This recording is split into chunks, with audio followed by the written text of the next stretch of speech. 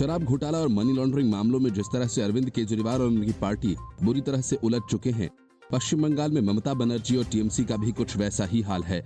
Sharda chit fund घोटाला और बहुचर्चित शिक्षक भर्ती घोटाला मामले में ममता बनर्जी की पार्टी चारों तरफ से घेर चुकी है।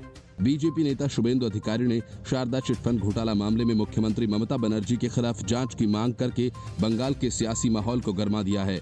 इससे पहले भी उन्होंने इस पूरे मामले में प्रधानमंत्री को खत लिखकर सीएम ममता बनर्जी के खिलाफ कार्रवाई की मांग की है। अभिषेक बनर्जी को सीबीआई की तरफ से जारी एक ताजा नोटिस पर प्रतिक्रिया देते हुए शुभेंदु अधिकारी ने एजेंसी की कार्रवाई को तत्काल और सक्रिय बताया। सीबीआई ने अभिषेक बनर्जी को राज्य में शिक्षक भर्ती घोटाला मामले में एजेंसी के सामने पेश होने को कहा था। हालांकि अभिषेक बनर्जी के ट्वीट के बाद फिर से एक नोटिस भेजते हुए सुप्रीम कोर्ट की सुनवाई तक इसे रोक दिया गया। शुभेंदु अधिकारी ने कहा कि सीबीआई बहुत अच्छा और सक्रिय काम कर रही है। राज्य सरकार के इतने असहयोग के बावजूद एजेंसी त्वरित काम कर रही है।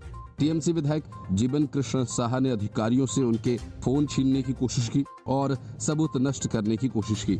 इसके मद्देनजर सीबीआई की कार्रवाई सही है और यह जारी रहनी चाहिए, वरना ममता और उनके लोग सारे सबूत मिटा देंगे। उन्होंने कहा कि केंद्रीय एजेंसियां कथित शारदा घोटाला मामले में ममता बनर्जी की जांच करें। अभिषेक बनर्जी के खिलाफ कई मामले चल रहे हैं। उन्होंने केंद्रीय एजेंसियों से बुआ भतीजा यानी ममता और अभिषेक बनर्जी के खिलाफ कार्रवाई की मांग की। अधिकारी ने पूछा कि सीबीआई के पास शारदा घोटाले के तहत ममता की जांच के लिए पर्याप्त सबूत हैं, लेकिन ये जांच नहीं कर रही है। अगर दिल्ली आबकारी नीति मामले में सीएम केजरीवाल से पूछताछ की जा सकती है तो ममता से क्यों नहीं। उन्होंने कहा कि इसी तरह अभिषेक बनर्जी के खिलाफ और उनके परिवार के कई सदस्यों की संलिप्तता के बारे में बहुत सारे सबूत हैं। बंगाल के लोग पूछ रहे हैं कि उनके खिलाफ कार्रवाई क्यों नहीं की जा रही है।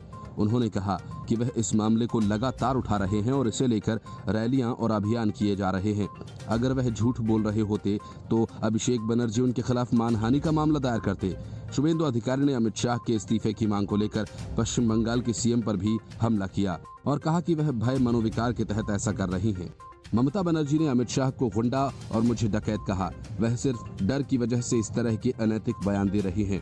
बीजेपी नेता ने यह भी कहा कि टीएमसी को बंगाल में अपने शासन के तहत राज्य में बीजेपी की तरह सक्रिय विपक्ष का सामना नहीं करना पड़ा है।